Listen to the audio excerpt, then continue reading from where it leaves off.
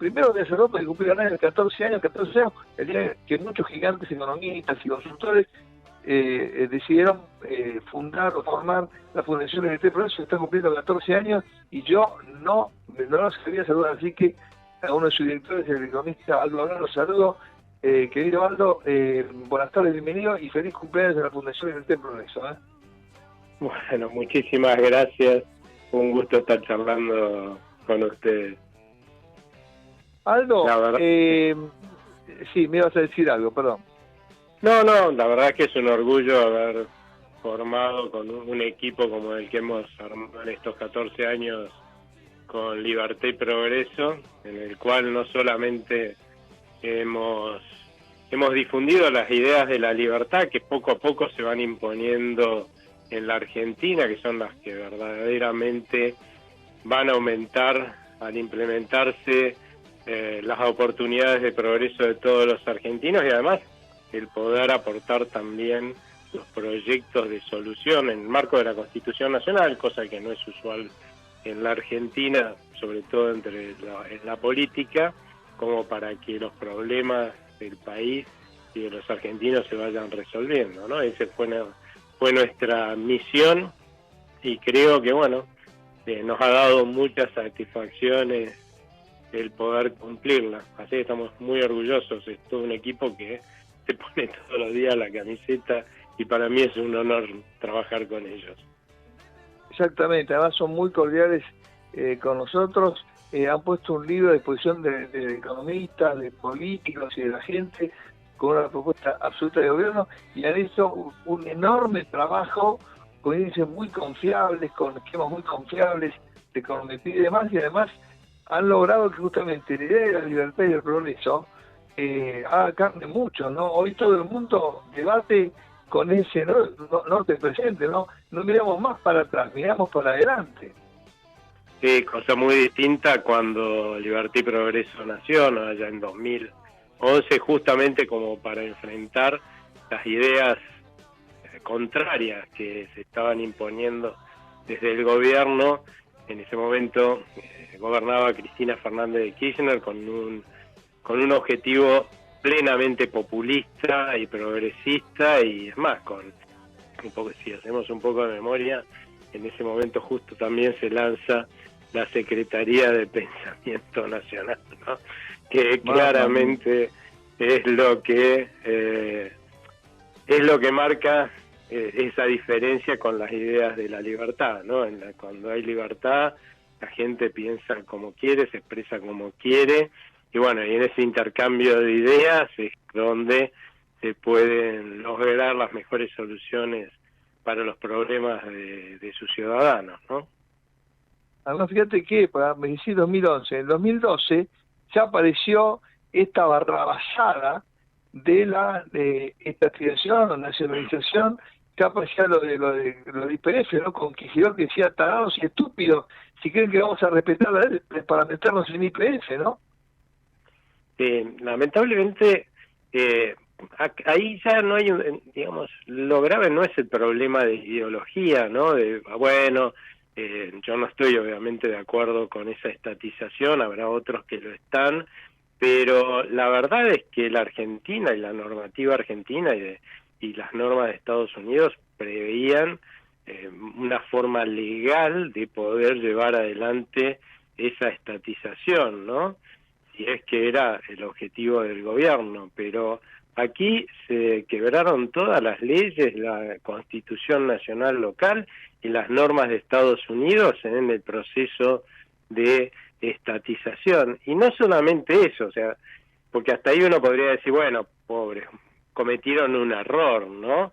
No, el gobernador, hoy gobernador de la provincia de Buenos Aires, Axel Kicillof, en aquel momento era el ministro de Economía que llevó adelante ese proceso de estatización y admitió, así, de lo más suelto en el Senado y por televisión, que era consciente que estaba violando las leyes, ¿no? De hecho, bueno, ahí es donde a todos los que les estábamos advirtiendo que esto hecho así nos iba a traer muchísimos dolores de cabeza, que son los que estamos sufriendo en estos momentos, y previendo ya que va a ser casi imposible que no perdamos este juicio. Vamos a ver cómo, hoy es ver cómo se sale lo mejor parado, porque justamente en el Senado y ante la televisión admitió que sabía que estaba quebrando las leyes, ¿no? Con lo cual es como Increíble. que Y además, un delincuente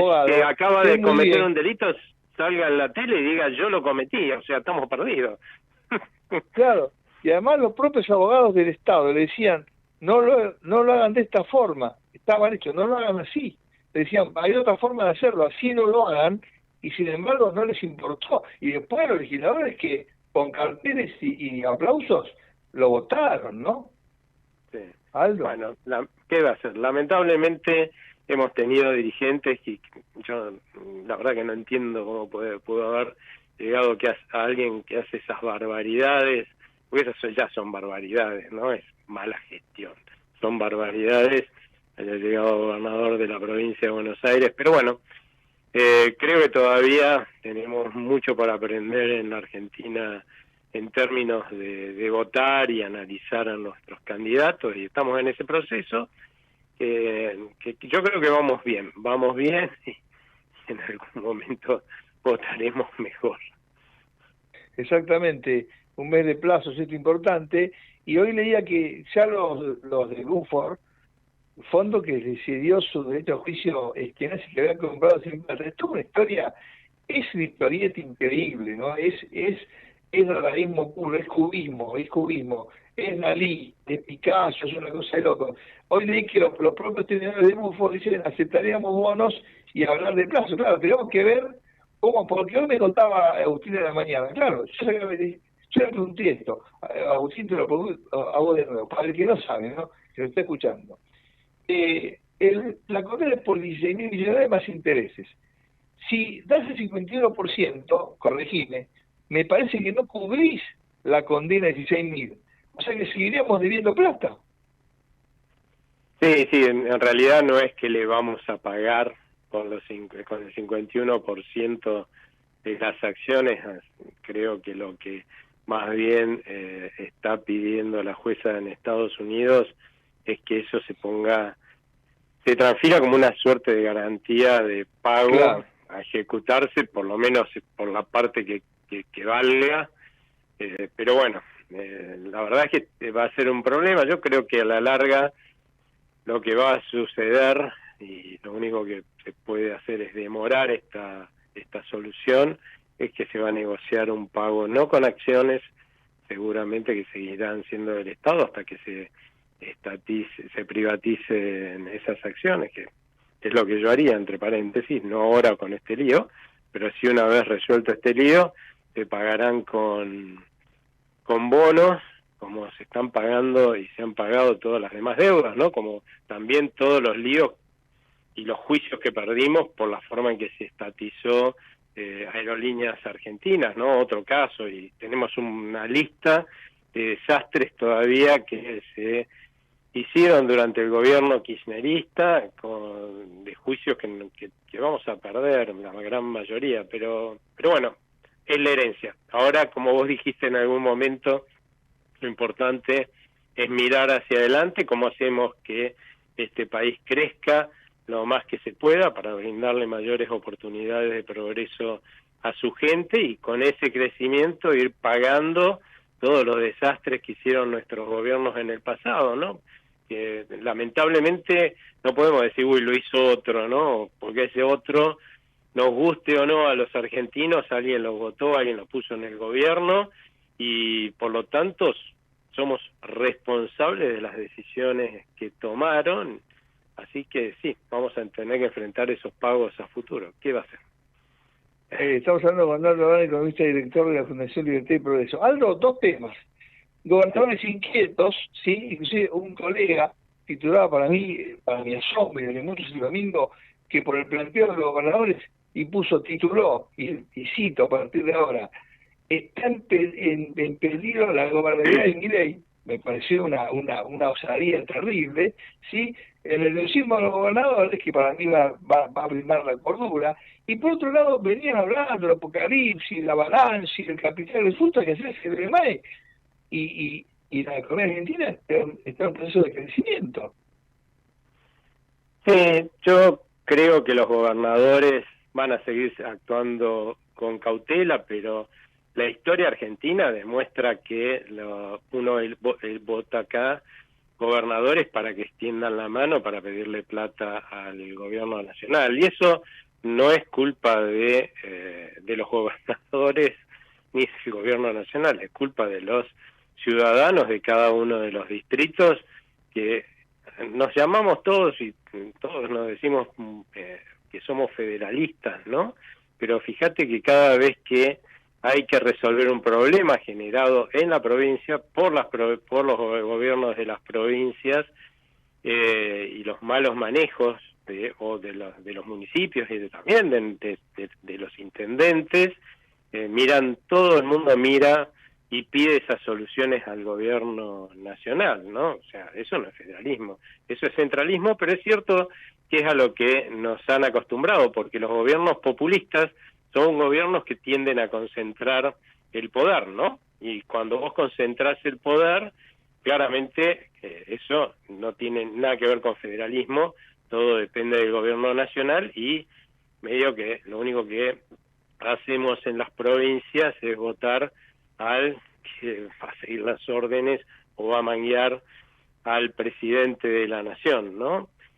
Creo que esa es otra parte que tenemos que empezar a aprender los argentinos, ¿no? Que este es un país federal, que de la misma forma que hemos votado y le hemos exigido a nuestro gobierno ahora que se comporte como corresponde en términos del manejo de las cuentas públicas y del manejo del Banco Central, o sea que nosotros como en nuestra familia o en nuestros negocios no podemos andar excediéndonos en gastos todo el tiempo y en forma perseverante, pues sabemos que vamos a quebrar, ¿no? Y nos decían que eso era posible en el Estado y nos hemos dado cuenta que no, que en el Estado tampoco es posible, que de hecho quiebran los estados del Estado y de hecho cada vez que hemos vivido una crisis ha sido una quiebra del Estado, ¿no?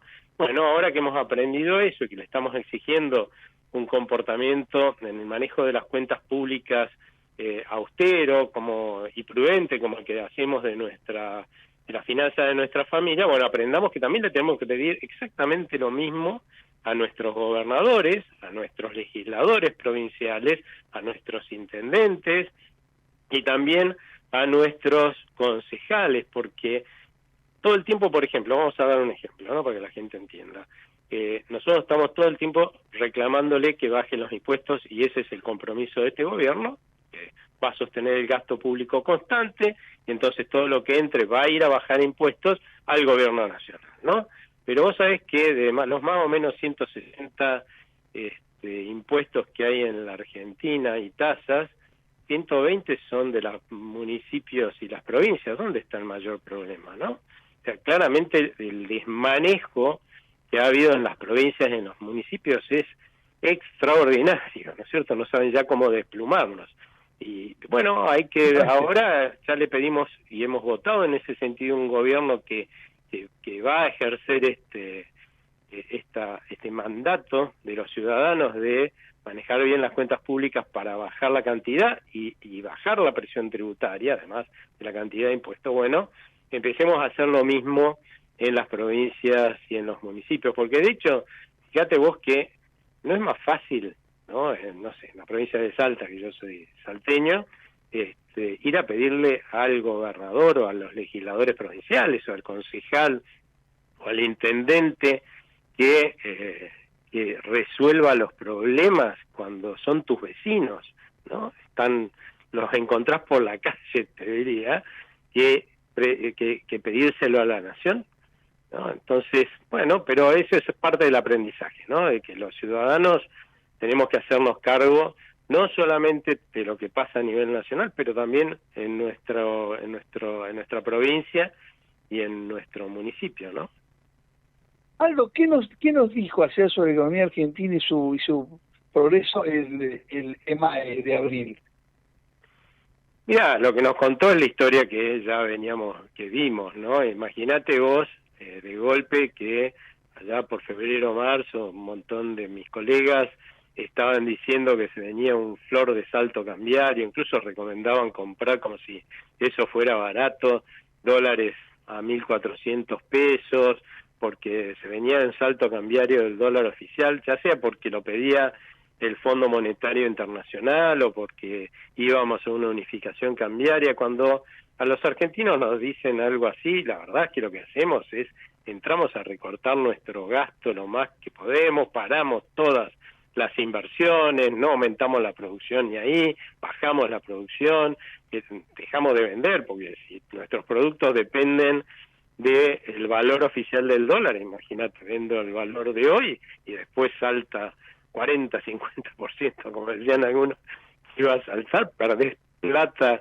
a más no poder, ¿no? Bueno, eso la verdad es que paralizó la economía en el mes de marzo, vimos un derrumbe, y después llegó el mes de abril, hicimos el acuerdo con el fondo, unificamos el tipo de cambio en la Argentina, que es digamos, el primer paso dentro de un proceso de salida de cepo. No se sale de un día para el otro del cepo, sino que es un proceso, y no pasó nada.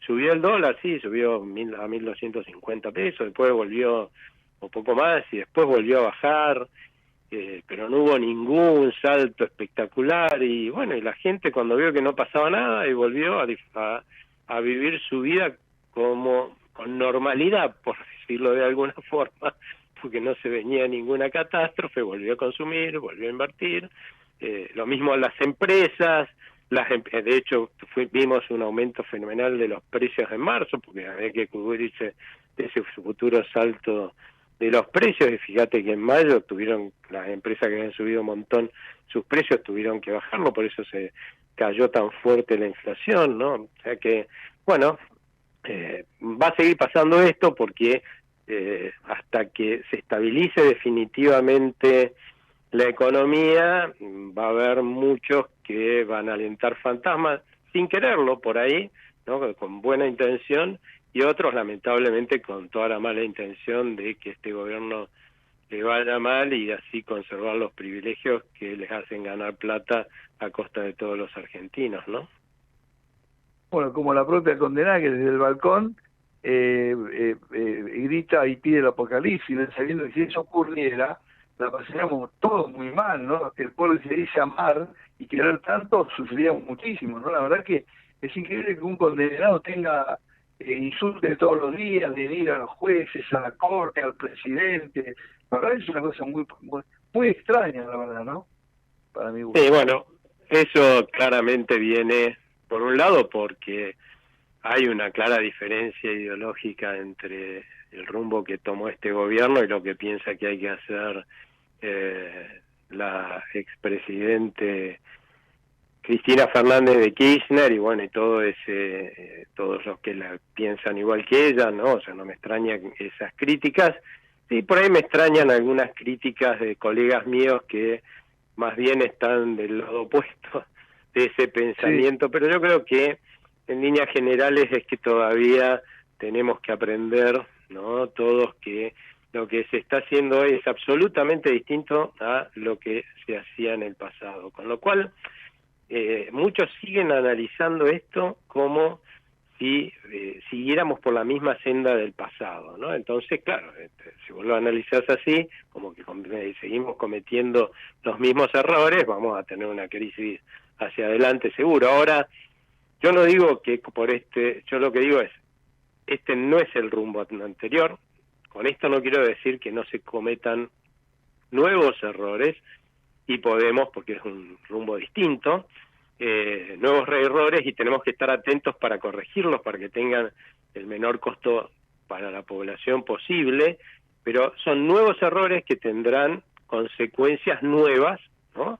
Negativas, por supuesto, si son errores a los cuales tenemos que estar atentos, pero no a los viejos errores. Esto de seguir hablando de que hay apreciación cambiaria en un mercado flotante, la verdad es que creo que bueno, hay todo un aprendizaje que tenemos que hacer como sociedad tras décadas de haber vivido algo muy distinto, de haber vivido básicamente en la anormalidad, haber sobrevivido y habernos acostumbrado a sobrevivir en la normalidad y de golpe, bueno, pasamos a ser un país que va días a la normalidad, no hemos llegado aún, pero vamos en ese rumbo y bueno, va a tener que aprender a analizar y a vivir en esa normalidad, ¿no?